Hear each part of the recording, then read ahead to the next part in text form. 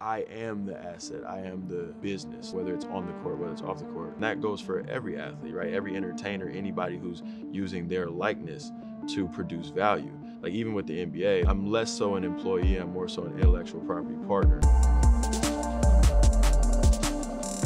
It was like yesterday, man, I saw you when you were at Colorado and you were playing. First off, how did a kid from LA go to Colorado? I mean, I was under recruited. I had probably only about half the Pac-12 schools, none of the big top 25 schools. And, you know, when it really came down to it was between Colorado and Harvard. And I wanted to go to the NBA. Wait, Colorado and Harvard. Yeah. And you chose Colorado over Harvard? Why, because proximity? Nah, because I wanted to go to the NBA. I was the kid that was 150th or so in his high school class, but thought he was going to the NBA in 2 years. And so it was like, Pac-12 will get me there, Ivy League probably won't. Did you have any identity crisis because you were young, you were athletic, you're African-American male, you're articulate, you're insightful? Yeah, no, I mean, I definitely didn't fit in. You know, the too smart for basketball players and too focused on basketball for smart people or whatever. And I wasn't, you know, the #1 player, so everybody was telling me that I sucked. You know what I mean? When you're 150, people looking at you, even your extended family, is kind of like, hey, bro, go to Harvard. Like you'll have a 6-figure job. People been telling me I can't do something my whole life, and not from the typical sense. They've been telling me why I shouldn't do it is because I'm not the guy, and it's like, well, I've never been the guy. So. Well, you're kind of the guy now. I mean, you went from that 6-figure job, potentially going to Harvard, to an 8-figure job now, which is quite impressive. I was looking at your Insta bio, and it was really fascinating because I've seen so many NBA guys, the first thing that they announce about themselves are that they're NBA players and that they do something else, right? These are my hobbies, but I'm an NBA player first. Yours says, I'm just a tech guy with a jump shot. I align much more with guys like Tony Stark, obviously a fictional character, but guys like Tony Stark and, you know, genius or misunderstood people kind of from comic books than I do, you know, just being a basketball player. So that's what I put. I feel like everything about you has been disruptive. Yeah. It's been different. You've had an unorthodox approach. The shoe stuff started going into my second year here, right? Yeah, second year. Second year. Yeah, because And that's KIROS, right? KIROS. Yeah. KIROS. Yeah, so I My named apologies. it after Zeus's youngest son. So obviously Zeus's father was Chronos. Chronos meant time linearly, right, chronologically. Kairos actually means like the most opportune moment, the most opportune time, just kind of right timing, seizing the moment in a sense, almost carpe diem kind of. So that's why I named it that. Wow. So you didn't get approached by a Nike and Adidas? Nah, so when I got Reebok? back in the league, they didn't want me. And I've always drawn shoes. So I drew shoes when I was a kid. It was, you know, part of the creativity stuff. And I'm not a great drawer in general. So if you ask me like, hey, draw a flower right now, I couldn't do it. But, you know, for whatever reason, I can draw shoes. Still, there's so much that goes into that, right? Yeah. So there's manufacturing. Who put the template together for you? Did you work with a company to do that? Was that you on your own? Yeah, so it's like 2 people. I actually co-founded the company with a kid from Harvard, or not a kid, a grown man from Harvard, Vivek. He's a former Nike exec. And then also there's a guy who's pretty much the main brainchild behind my shoe is Robert Purvey. He's a former president of AM1. So it's not just solely Spencer doing like crazy things. You know, you have to surround yourself with experts to be able to get accomplished what you want to get accomplished. I mean, I've seen Beyonce on your shoes. Are the margins good? I mean, for the cost you make this shoe for as opposed to what you sell? Yeah, so they can be. For mine, it's not, in part because it's a passion project. I wanted to be like, hey, I want every single piece of this to be as if it was made for Michael Jordan in 90, you know, during his 6 championship runs. Like that, I want to be that elite, that cutting edge. Like you're making it for the best player of all time. Like I said, if we really wanted to like just jack up the margins, you just dumb down some of the technology and then you keep the price up at 120 or something like that, then you have all that room. That's what, you know, big brands tend to do. So essentially, you look at yourself as your own CEO of your business. Yes.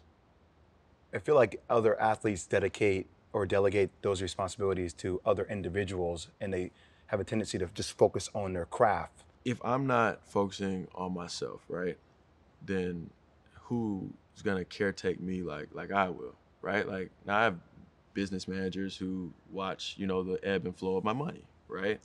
But I still have an eye on it. I am the asset. I am the business. Like whether it's on the court, whether it's off the court, it is still me. And that goes for every athlete, right? Every entertainer, anybody who's using their likeness to produce value. Like even with the NBA, like I'm less so an employee, I'm more so an intellectual property partner than anything. So when did the mindset pivot to, now I'm going to tokenize my contract?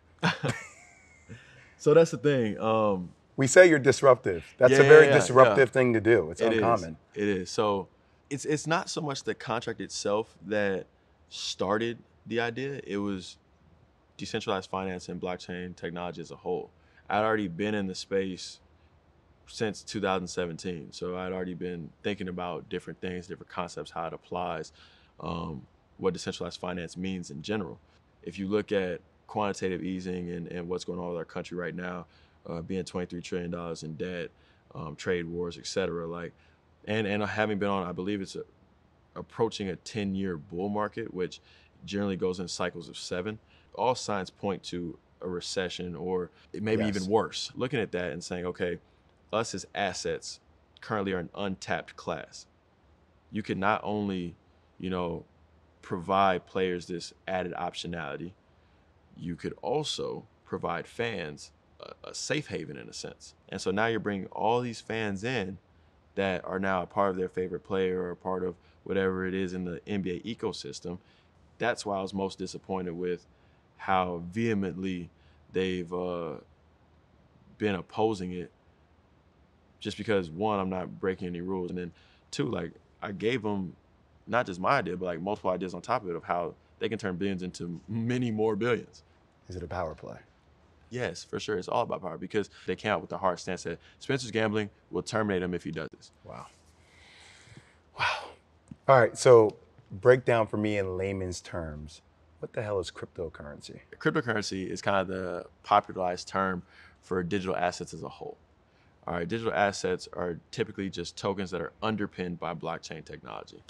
Blockchain technology, the two biggest things that I believe it offers the world are liquidity and transparency. Picture, a big white wall, all right? Every transaction that ever happens will be recorded in permanent marker on that white wall. All right, if you send money to me or you send money to KD or whatever, it'll say it on that white wall. Now, the wallet addresses, nobody may know it's you, but they'll know it happened, right? So you get that transparency, which is something in the, financial industry as of now, nobody ever has. And then liquidity, it allows the ease of movement of things. So let's say we wanted to buy a $100 million real estate property.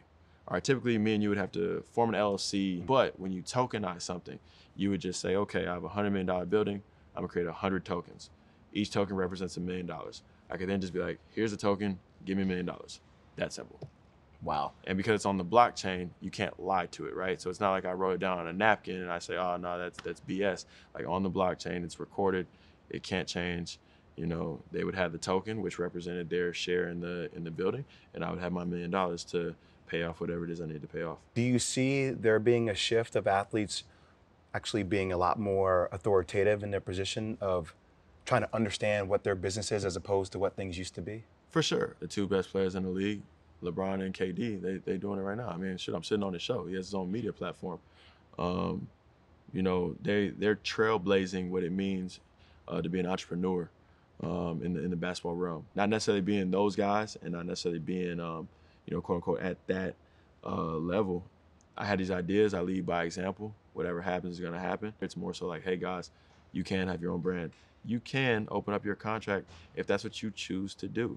There are creative ways to do different things. I'm going to, more than likely, because of the way the league's pushed me in terms of, trying to steer it as clear away from gambling or whatever else, well, we won't necessarily involve the contract. I'll just be a small business and I'll leverage all of my revenue streams to double my money. Man, about time we sat down, we finally wrapped, man. Yes, Thank sir. you so much for coming on the Boardroom. Thank I you. really appreciate it, man. Appreciate you.